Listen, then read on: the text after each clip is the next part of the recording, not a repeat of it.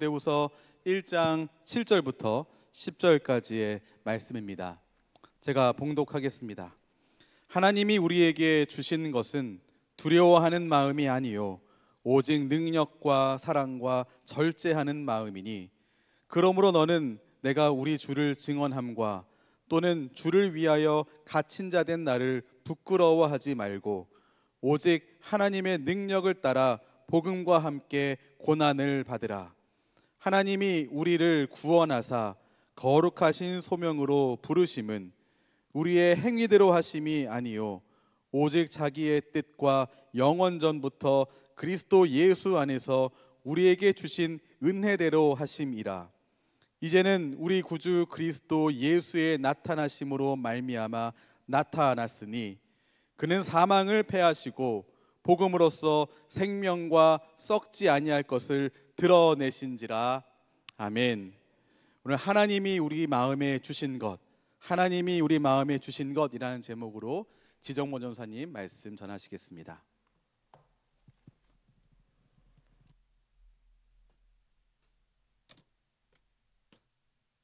오늘 읽으신 본문이 말하는 핵심 내용을 역순으로 추적해서 정리하면 이런 이야기입니다. 10절, 사망을 패하시고 복음으로써 생명과 썩지 않을 것을 드러내셨다. 죽음을 이기신 부활의 권능을 선포하고 있습니다. 그리고 9절, 구원과 거룩하신 소명으로 부르신 생명의 삶, 그 길목에 오직 그리스도의 은혜가 있다. 그리고 그 앞 8절, 그 그리스도의 은혜를 담는 그릇이 빚어지는 과정에 부딪혀 겪게 되는 고난이 있을 수 있다. 지구를 떠난 인공위성이 다시 지구로 복귀하면서 대기권 진입의 저항과 마찰력을 견디고 이겨내야 하는 것처럼 하나님의 품을 떠난 죽음의 세상에서 생명의 삶으로 진입하면서 마주치는 이런저런 맞바람의 고통, 고난이 있을 수 있다는 것입니다. 그때 하나님의 능력을 따라 복음과 함께 고난을 받으라 말씀하십니다. 그런데 그 과정에 화이팅, 힘내라고 응원하며 주시는 하나님의 선물이 있습니다. 7절, 하나님이 우리에게 주신 것은 두려워하는 마음이 아니요 오직 능력과 사랑과 절제하는 마음입니다. 오늘 그 선물 이야기를 드리려고 합니다. 부활의 권능 안에서 생명의 삶을 살아가는 하나님 자녀의 마음에 하나님이 주신 선물 이야기입니다.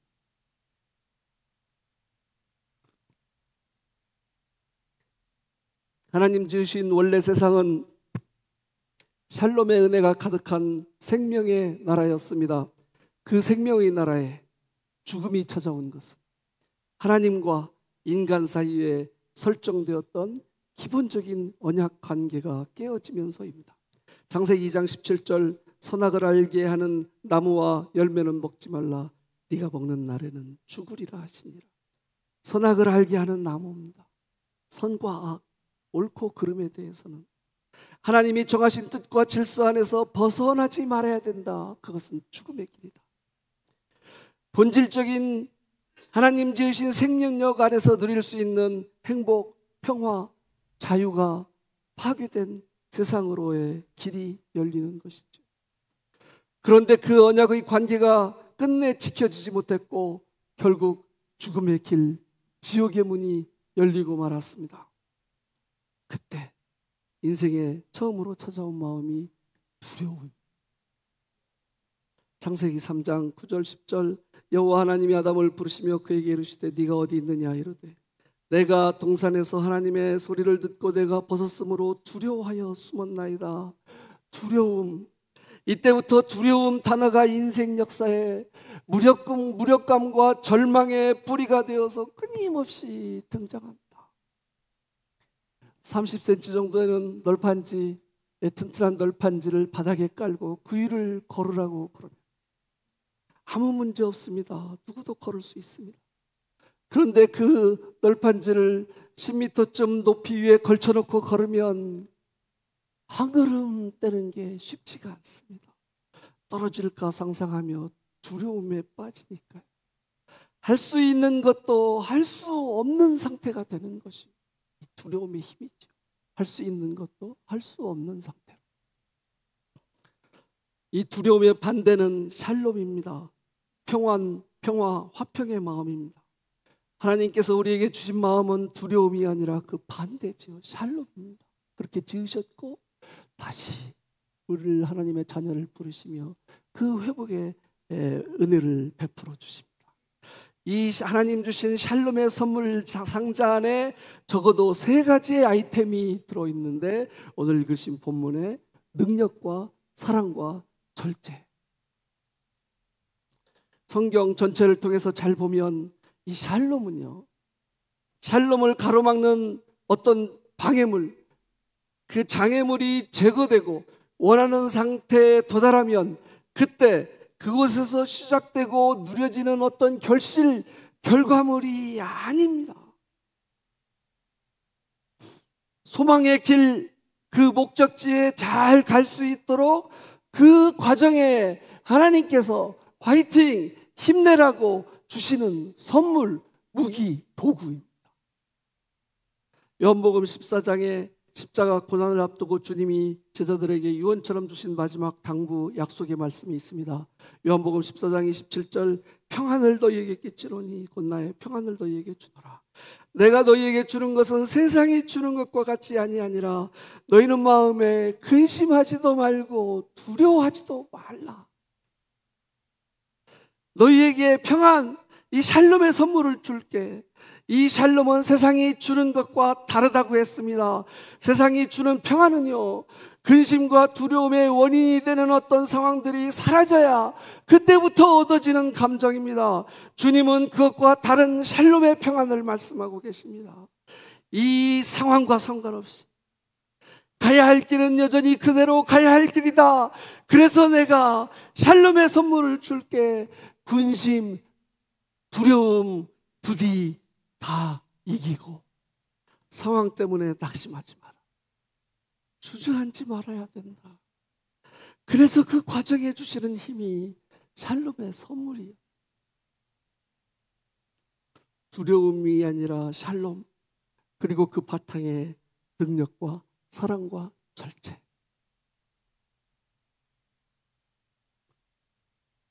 주어진 상황과 역할에서 하나님은 하나님의 방법으로 어떤 형태로든 우리에게 능력, 힘을 주십니다. 그런데 그 힘은 함께함으로 함께 채워집니다. 그래서 그냥 능력이 아니라 능력 더하기 사랑이에요. 누군가의 어떤 힘이 누군가 다른 사람과 서로 연합하고 또 누군가에게 흘러 전해지고 보태지면서 사랑의 마음으로 그 힘이 함께 작동합니다. 능력 더하기 사랑이에요. 그리고 여기에 절제, 조절과 제어의 마음입니다. 이 절제의 마음이 능력과 사랑의 마음과 패키지 한 세트입니다. 하나가 빠지면 불완전 미완성이에요. 이 절제, 조절과 제어의 마음. 제가 예전에 기계공학 중에서도 컨트롤 절제를 전공했었습니다. 이 절제, 이 제어의 기기가 있다고 그러면 이 제어 장치는 적어도 3가지의 구성 요건이 있어야 됩니다. 그 시작은 기준점이다. 올바른 기준이 있어요. 그리고 센서에 현재값, 지금의 상태를 잘 읽어내야 됩니다. 그리고 피드백에 그 센서의 값과 기준으로 설정한 값을 맞춰가는 기능, 이 3가지가 같이 있어야 제어장치. 가장 먼저 그 시작은 올바른 기준입니다. 이 기준이 잘못된 제어장치는 제어장치가 없는 것만 못합니다. 가장 소중한 것들이 우리들 인생에 있죠. 인생의 기준이 되고 그것 중에서도 가장 소중한 것. 이 가장 소중한 것을 가로막는 것이요, 아주 나쁜 것들이면 인생이 그렇게 어렵지 않을 것 같아요. 가장 소중한 것을 가로막는 것들이 다른 좋은 것들입니다. 많은 경우. 두 번째, 세 번째 좋은 것. 이것도 좋아 보이고 저것도 그럴듯합니다. 그래서 이것도 놓치고 싶지 않고 저것도 신경 쓰다가 가장 소중한 것을 놓치고 말고요, 완전히 잃어버리지는 않더라도 하양평준화, 이도 저도 다 고만고만. 이 두 번째, 세 번째 다른 좋은 것들은 중요하지 않고 필요 없다는 이야기가 아닙니다. 우선순위, 그 기준이 잘 정립되어야 한다는 겁니다. 가장 좋은 것이 채워지고 흘러넘쳐 다른 것들이 채워지면 why not? 좋지요. 그런데 많은 경우에 문제는 다른 좋은 것들을 쫓다가 가장 소중한 것, 가장 중요한 것을 잃어버리는 경우가 너무 많아요. 그래서 가장 소중한 것이 무엇이어야 하는가? 그 기준과 우선순위가 제대로 잘 정립되어야 합니다. 정말 중요하고 거기서 시작해요. 그 확고한 기준점을 바탕으로 해서 지금의 상태를 돌아보고 인식하면서 센서지, 가야 할 길을 향해 방향성을 가지고 전진해 가는 것입니다. 이 조절과 제어, 피드백의 과정을 통해서. 온도계는 그냥 센서입니다. 온도가 얼마나 높다 낮다. 온도 조절기는 기준값을 세팅하면 현재 온도를 가지고 피드백 조절해서 기준 온도를 찾아가는 것입니다. 그 기능이 작동해요. 하나님 자녀에게 주신 삶은, 생명의 삶은 온도계가 아니라 온도 조절기 같은 삶이어야 됩니다. 그냥 좋다 나쁘다, 센서의 삶으로 끝나지 않아요. 그렇게 하나님이 우리를 지으시고 부르셨습니다. 그 조절과 제어의 온전한 틀에 능력과 사랑의 에너지를 담아 살도록 그 마음의 뿌리, 원천을 하나님이 우리 안에 선물로 주셨다. 여기서 문제는 짝퉁의 선물이 있어요. 그 유혹과 미혹이 있어요. 고린도후서 11장 14절, 이것은 이상한 일이 아니니라. 사탄도 자기를 광명의 천사로 가장하나니. 이 사탄 정체성의 본질이요, 짝퉁 브랜드로 먹고 사는 짝퉁 전문가죠. 짝퉁의 대가 사탄이 광명의 천사처럼 찾아와서 짝퉁 선물을 우리들 마음 한쪽 구석에 밀어 넣으면서 이거 좋은 거야, 정말 꼭 필요해, 그렇게 던져놓는데 여기서 이 두 마음의 충돌, 흔들림, 영적 멀미가 시작됩니다. 야고보서 1장 6절에서 8절, 오직 믿음으로 구하고 조금도 의심하지 말라. 의심하는 자는 마치 바람에 밀려 요동하는 바닷물결 같으니 이런 사람은 무엇이든지 주께 얻기를 생각하지 말라. 두 마음을 품어 모든 일에 정함이 없는 자로다. 하나님의 뜻과 손길 안에서 작동되는 믿음의 마음이 있습니다. 그것을 의심하며 찾아오는 불신, 불안, 불만의 마음이 있습니다. 파도처럼 밀려왔다 파도처럼 밀려가고 결과는 영적 멀미. 파도 불결이 요동칠 때 찾아오는 증상이 멀미잖아요. 어지럽고 힘이 없고 심하면 구토까지 생겨. 영적 신앙의 삶에도 그렇습니다. 믿음과 의심 사이를 요동치다가 영적 멀미에 빠지면 혼란하고 어지럽습니다. 무기력감에 사로잡히고요, 잘 소화해서 그동안 문제없던 마음과 생각들이 갑자기 감당이 안 되면서 영적인 구토 현상까지 발생하게 됩니다. 우리 마음 안에 하나님 은혜로 채워진 성숙의 마음, 그리고 그 마음의 자리를 어떻게든 밀어내고 대신 차지하려는 이 짝퉁의 선물에 기인하는 미숙의 마음. 이 두 마음, 성숙, 미숙의 두 존재가 있습니다.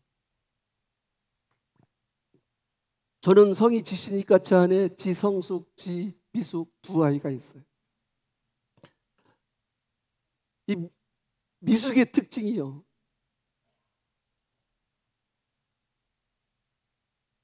제가 그동안 관찰해 본 결과 몇 가지 있어요. 첫째는 불사조입니다. 성숙이 누르기, 조르기, 꺾기 기술을 써서 미숙을 제압하면 구석에 찌그러져 있을지언정 죽지 않아요. 사라지지 않아요. 불사조. 두 번째, 강화학습. 이 미숙이에게 기술을 줘서, 기회를 줘서 활약을 하면 활약을 할수록 점점 강해져요. 세 번째, 조급하고 성급하고 민첩해요. 동작이 빠르다고. 성수기가 나섰는데 결과가 별로 여의치 않다. 바로 뛰쳐나와요. 바로 뛰쳐나와요. 거봐, 그러면 너만 바보 되잖아. 내가 할게, 내가 할게.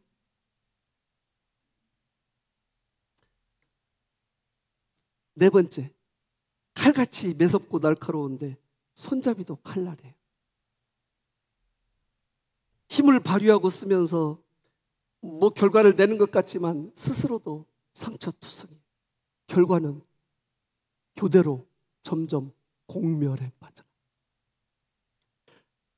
그 한 구석, 그 마음덩어리의 관리자가 짝퉁의 대가 사탄이라고요.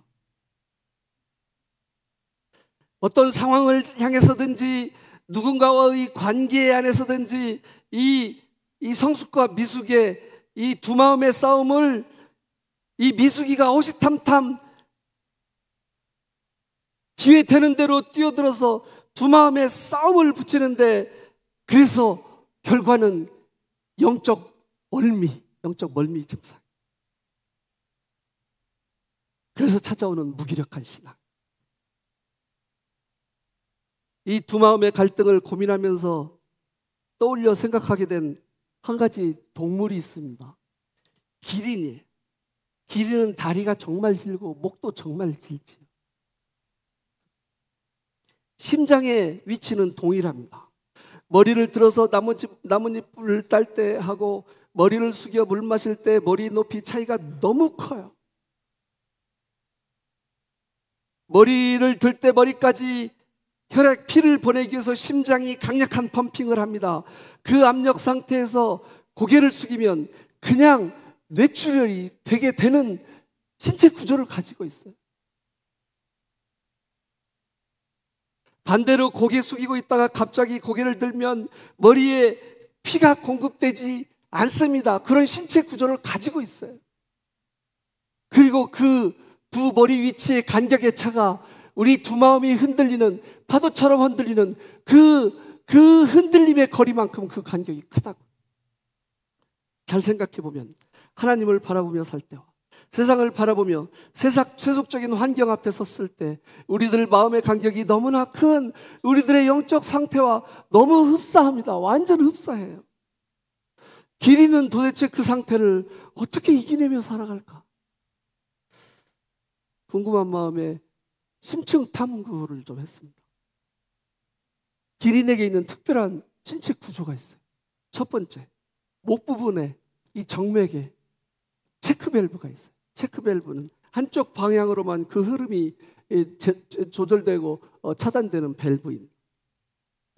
머리가 심장보다 낮아지면 이 밸브가 작동되면서 즉시 닫혀요. 피의 역류 현상을 막아서 순간적인 혈압의 변동을 제어합니다. 두 번째, 개솜 조직. 이 기린에게만 있는 이 뇌 밑에 그물 같은 미세 혈관이 촘촘하게 형성되어 있습니다. 그래서 이것이 저수지 효과, 갑자기 피 쏠리는 것과 갑자기 피가 빠져나가는 것을 이 완충 작용을 통해서 방지해 준다. 바로 이 기린의 신체 작동 메커니즘이 우리들 두 마음의 딜레마에 대처하기 위한 영적 원리를 설명하는데 정말 딱인 것 같아요. 교회에서 사실 설교할 때는 이렇게까지 설명하지 않아도 다 잘 알아들으시는데 제가 좀 그 마음을 열까 말까 하는 사람들을 향해서 얘기할 기회가 좀 많다 보니까 자꾸 이런 식으로 설명을 자꾸 하는데 이해하고 마음을 열고 받아주세요. 첫째, 체크밸브. 오늘 본문 말하는 하나님이 주신 마음, 능력과 사랑, 절제의 힘, 하나님 은혜 안에서 작동되는 것과 같습니다. 로마서 7장 21절에서 24절, 그러므로 내가 한 법을 깨달았노니 곧 선을 행하기 원하는 나에게 악이 함께 있는 것이로다. 내 속사람으로는 하나님의 법을 즐거워하되 내 지체 속에서 한 다른 법이 내 마음의 법과 싸워 내 지체 속에 있는 죄의 법으로 나를 사로잡는 것을 보는도다. 오라, 나는 곤고한 사람이로다. 이 사망의 법에서 누가 나를 건져내리. 하나님을 바라보는데, 그거 맞는데, 그런데 세상 안에서 살아가야 하는, 그래서 흔들려야 되는 우리 인생의 현실을 그대로 고백합니다.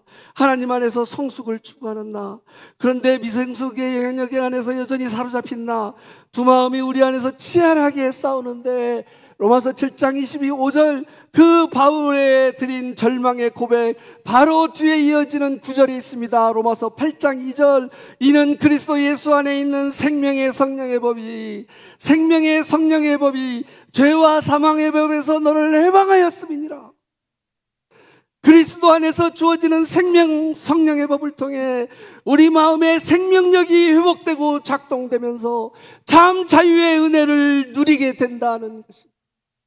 이 생명도 성령도 하나님이 주신 선물이잖아요. 그 선물이 주어져 우리 안에 체크 밸브처럼 작동되면서 우리들 모두 신앙의 삶을 제대로 살아갈 수 있도록 하나님께서 붙잡아 줄 것이다.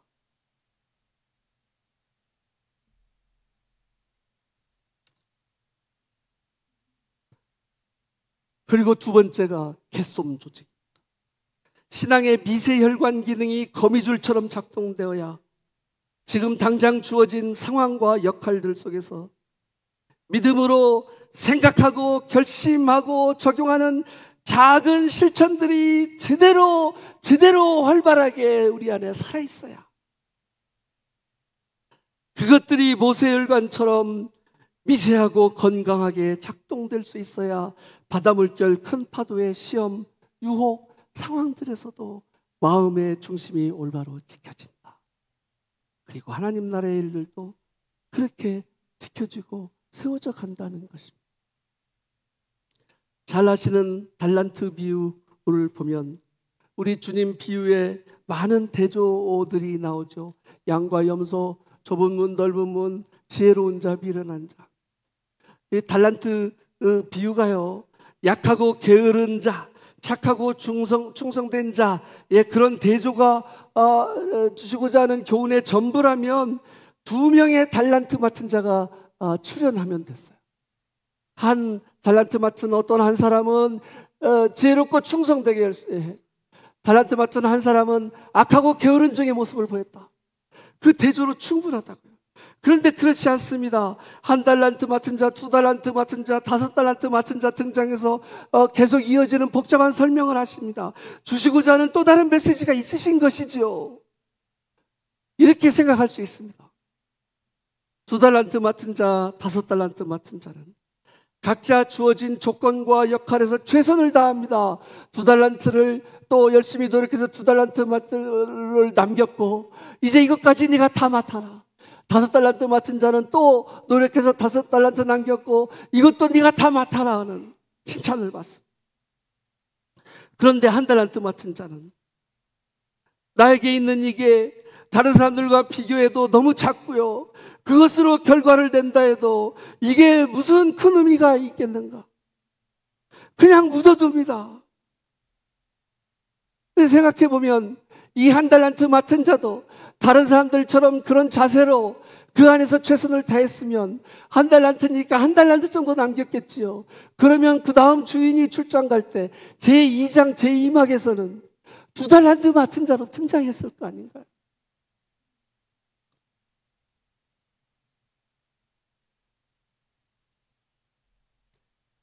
지금 당장의 모습과 결과로 비교하고 판단하면서 이게 무슨 의미가 있나 결론을 지어버린 1달란트 맡은 자.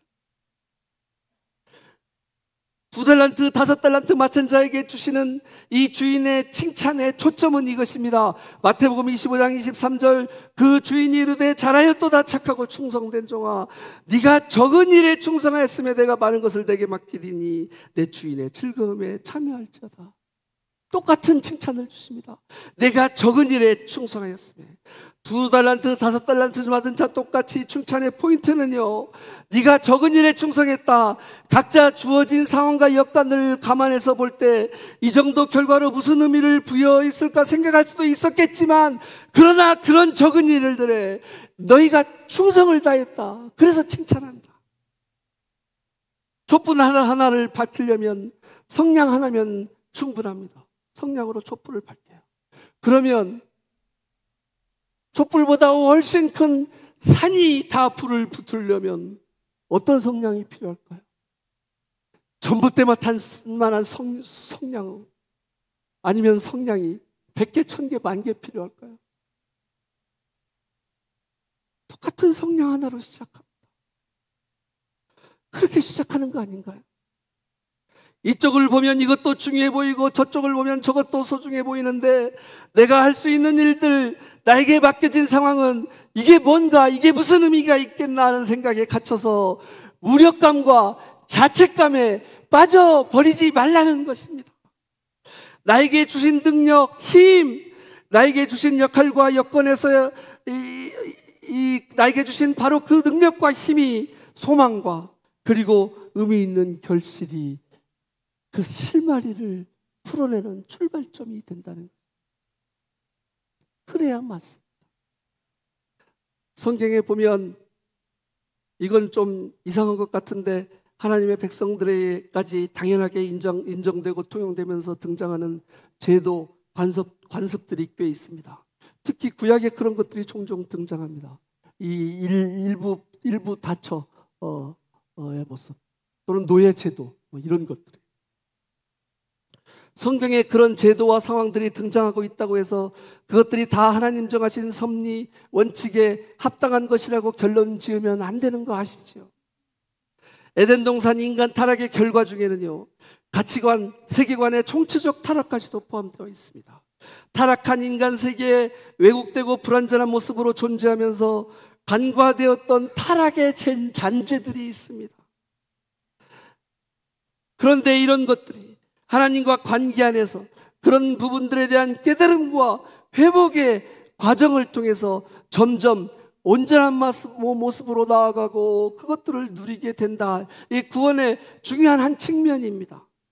바울은요, 당시 일상적으로 허용되었던 노예제도가 하나님의 뜻에 분명히 합당치 않다는 것을 분명히 깨달았던 것 같습니다. 로마서 16장 바울의 편지에 보면 편지를 대표라는 더디오와 구아도 등등 몇몇 명의 이름이 등장합니다. 더디오는 텔티오스, 셋째라는 뜻입니다. 구아도는 쿠알토스, 넷째라는 뜻입니다. 당시 로마 노예들은 이름이 없이요, 첫째, 둘째 이렇게 풀렸다고 그래요. 더디오, 구아도, 그 이름으로 봐서 노예 출신이었다고 추측할 수 있습니다. 그런데 바울은 그들을 그의 마지막을 함께하는 소중한 동역자로 당당히 소개합니다. 빌레몬서에 등장하는 오네시모도 마찬가지입니다. 바울은 노예 제도를 인정하지 않는 깨달음과 실천의 삶을 살았습니다. 그런데 보면요, 그렇게 하나님의 뜻에 합당치 않다고 분명히 확신했던 당시 제도와 상황에 대해서 충분히 적극적이고 확고하게 문제 제기나 개선을 위한 노력에 별로 관심을 기울이지 않습니다. 그 제도의 틀 안에서 그리스도인이 어떤 윤리적인 태도를 견지하는 것이 최선인지 에베소서 6장에서 단지 아주 기본적인 방향을 제시하는 정도에 그치고 맙니다. 그러면서 교회의 토대를 구축하고 선교적 소망의 씨앗을 뿌리는데 모든 고민과 역량을 집중합니다. 이런 바울의 모습에서 어떤 면에서는 바울이 회피와 타협의 태도를 보여주었다는 말씀을 드리는 게 아닙니다. 그 정도로 사도 바울이 허투루 대충 살지 않았습니다. 잘 아시잖아요. 절제와 조절, 그 균형과 조화의 한 측면을 강조해서 말씀드리는 것입니다. 사실 바울이 가졌던 그 선교적 갈망의 크기를 생각하면요, 바울에게 찾아온 마지막 상황과 현실은 많이 아쉽고 초라하기까지 합니다. 죄수 신분이었습니다. 로마 어느 셋집에서 찾아오는 이들에게 죄수 신분으로 복음을 전했다는 소소한 이야기가 사도행전 스토리의 끝입니다. 그런데 보면 하나님 나라의 역사는 바로 그 소소한 이야기들이 보태지고 이어지면서 그렇게 끊임없이 지켜지고 이어져 왔습니다. 바울이 나름대로의 깨달음과 헌신을 통해 자신에게 부여된 소명과 역할에 집중하면서 그 방향성 안에서 끝까지 그 역할을 포기하지 않았고요. 그 결실들이 이후 세대를 통해서 이어지고 연결되면서 바울이 소망했던 선교적 결실들이 산맥처럼 이어지고 이어졌습니다. 그렇게 많은 시간이 흘러 결국 링컨과 그 시대 신앙인들에게 신앙적 가치관의 뿌리가 전해져 싹으로 돋아 노예제도가 폐지됩니다.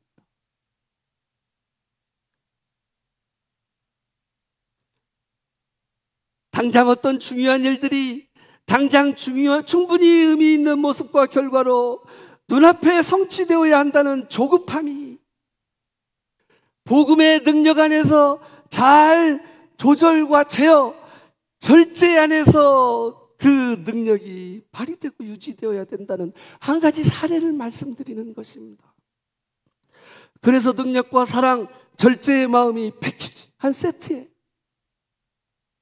주어진 상황과 역할에 대한 조절과 절제의 균형이 무너지면 조급함에 빠지고 무력감의 압박에 침식합니다.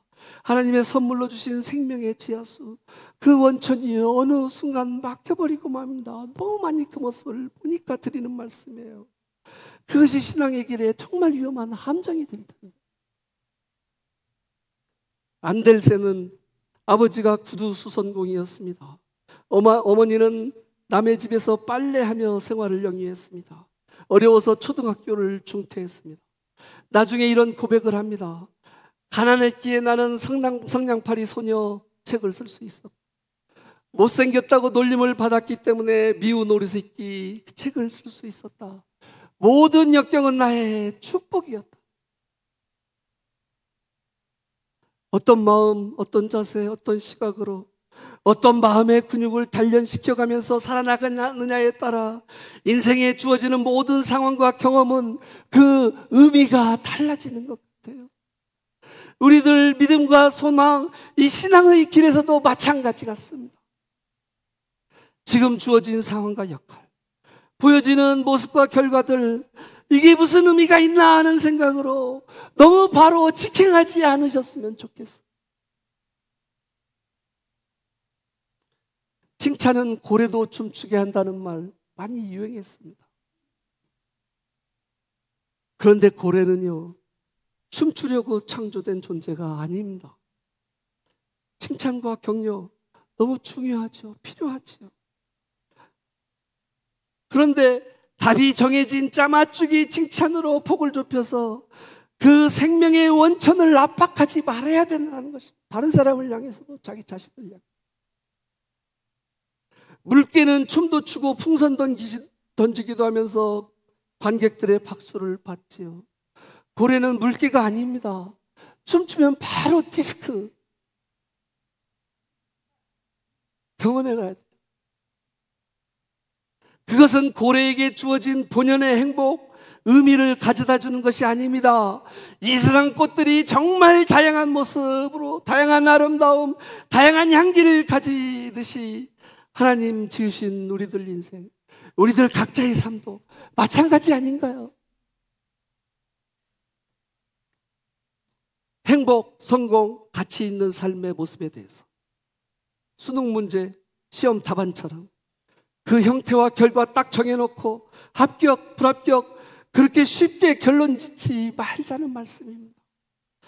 모험 답안처럼 정말 꼭 붙들어야 할 것은 우리들 인생에 딱 한 가지, 인생을 지으시고 우리와 함께 하시는 하나님, 그 하나님의 권능, 능력, 그리고 우리에게 주신 약속, 그것에 대한 확고한 신뢰, 그리고 의탁의 마음, 그거 붙들어야 된다. 약속 안에서 부활 권능으로 회복되어지고 채워지는 생명력, 우리들의 마음과 영혼의 생명력, 그것을 믿고 붙들어야 된다. 꽃이 생명력을 잃으면 모든 꽃이 다 추합니다. 생명력을 지키면 그 다양한 모습, 다양한 꽃이 각자 다 너무 아름답듯이 우리들 인생도 그래야 맞습니다. 그렇지 않은가요?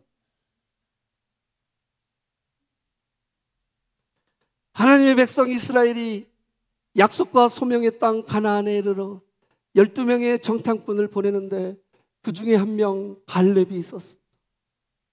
40일 정탐을 마치고 돌아와 대다수의 의견은 그들은 너무 강하다였습니다.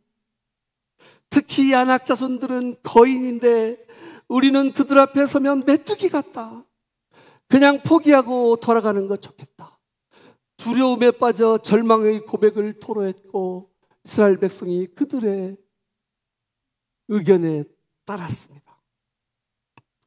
그때 여호수아와 함께 갈렙 딱 두 사람, 그 땅은 하나님이 약속하신 아름다운 땅이다. 그러니까 우리 해낼 수 있다. 하나님이 우리와 함께 하시니까. 민수기 14장의 말씀입니다. 결국 그 믿음의 고백을 외친 두 사람을 빼고 두려움에 빠졌던 10 정탐꾼 그리고 모든 백성들이 세상을 다 떠나기까지 40년간 광야를 맴돌며 이스라엘은 방황의 삶을 살아야 했습니다. 그리고 40년 후 다시 약속의 땅 가나안에 찾아와 가나안과의 정복 전쟁이 시작됩니다. 일부의 땅들은 확보하기도 했고 일부의 땅들은 아직 점령하지 못한 그때 그 즈음에 모세를 이어 이스라엘 지도자로 세워졌던 여호수아도 이제 자꾸 나이가 들어가게 되니까 지금까지 확보한 땅들을 중심으로 지파별로 분배해서 안정적인 정착을 도모하고 나머지 전쟁을 계속 치르는 게 좋겠다. 그때 갈렙이 성경에 등장합니다.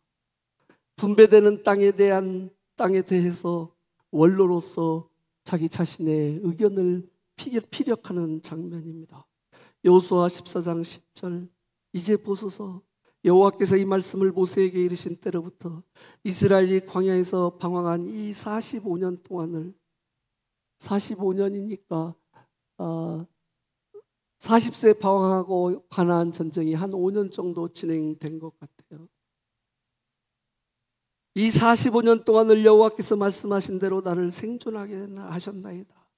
오늘 내가 85세로 돼. 40세의 정탐을 갔던 거지. 45년 후 지금 85세.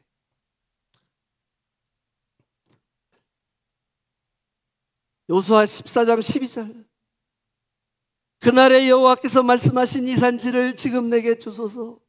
당신도 그날에 들으셨거니와 그곳에는 아낙 사람이 있고 그 성읍들은 크고 견고할지라도 여호와께서 나와 함께 하시면 내가 여호와께서 말씀하신 대로 그들을 쫓아내리이다. 45년 전 소망의 고백으로 드렸던 그 땅, 용감하게도 믿음의 싸움을 싸우고자 했지만 현실은 만만치 않았습니다. 그리고 45년이 지나 그 자리에 섰습니다.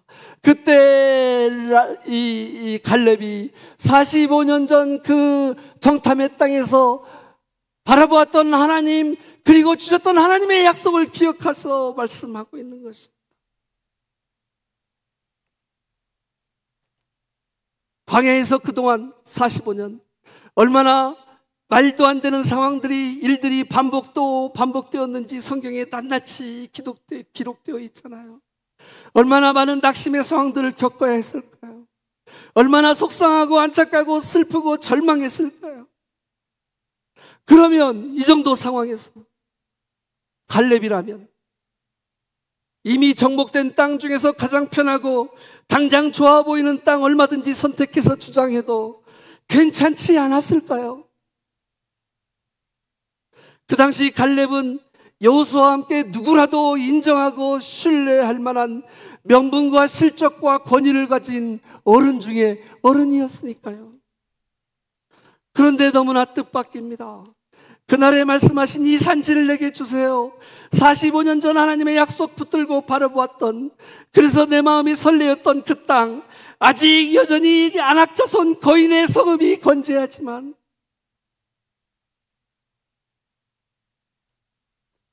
하나님이 나와 함께 하시면 그 땅을 나의 땅으로 삼고 제가 그 길을 갈게요.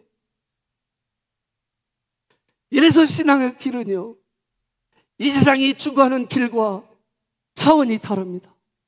종자가 달라요. 정말 바보 같은데 정말 멋있어요. 갈렙, 그 이름의 뜻은 개입니다. 개. 성경의 족보 기록을 찾아보면 갈렙은 순수 히브리 혈통이 아니라 에서의 후손 이방 족속의 혈통이었습니다. 당시 이스라엘 백성에게 이방 족속이 주는 의미 아시잖아요. 성경에 기록되지 않은 어린 시절, 젊은 시절에도 우여곡절 쉽지 않은 상황들 정말 많이 겪었겠구나 추측이 되고도 남습니다. 그런데 어떻게 그렇게 끝까지 하나님을 향한 시선을 지켜낼 수 있었어요? 그 질문을 향한 대답처럼, 힌트처럼 민수기 14장 9절 가데스 바네아에서도, 그리고 45년 후 여수아 14장 2절 가나안 산지 앞에, 다시와 가나안 산지 앞에서도 한결같이 들여진 이 갈렙의 똑같은 고백이 있습니다. 함께 하시는 하나님, 하나님이 함께 하신다. 하나님이 함께 하시면 상황과 여건을 뛰어넘어 하나님의 손길, 그 약속을 향한 신뢰와 의탁입니다. 어느 분이 자기 강아지가 아파서 수술을 해야 했다고 합니다.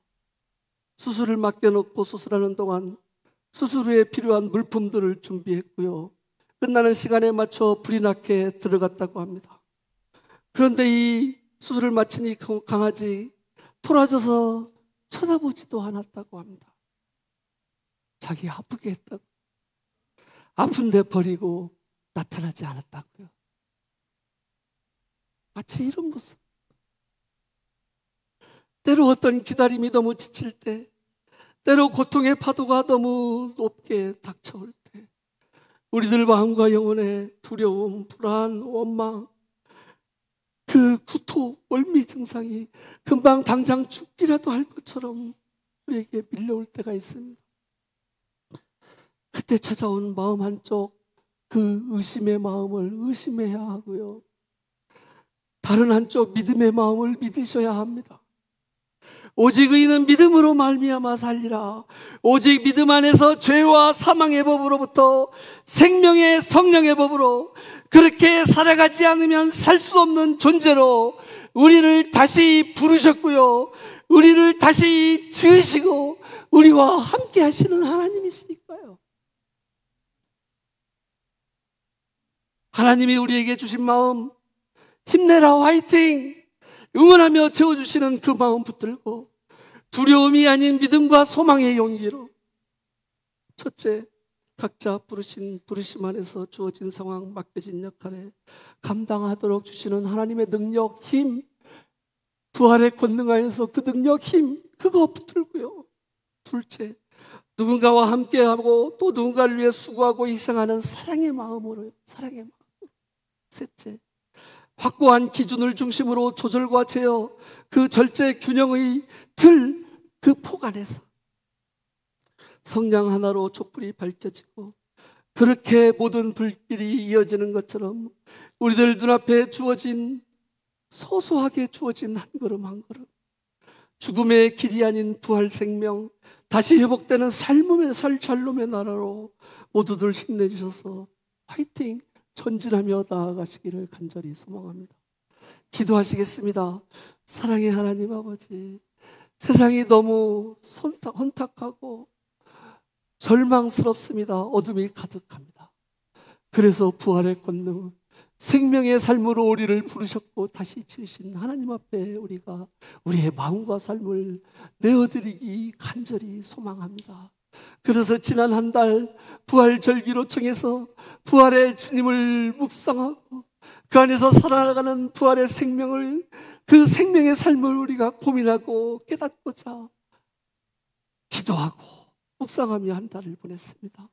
하나님, 세상이 어둡고 죽음의 기운이 가득할수록 생명을 지으신 하나님의 능력 안에서 힘을 얻어, 더 힘을 얻어, 더 단단한 모습으로 하나님의 나라가 끝까지 이루어지는 그 과정에 촛불 하나, 성냥 하나 그어 밝히는 우리들에게 주어진 상황과 역할 씩씩하게 힘내며 감당하는 생명의 삶으로 지켜주시고 붙들어주시고 인도해 주시옵소서. 예수님 이름으로 기도합니다.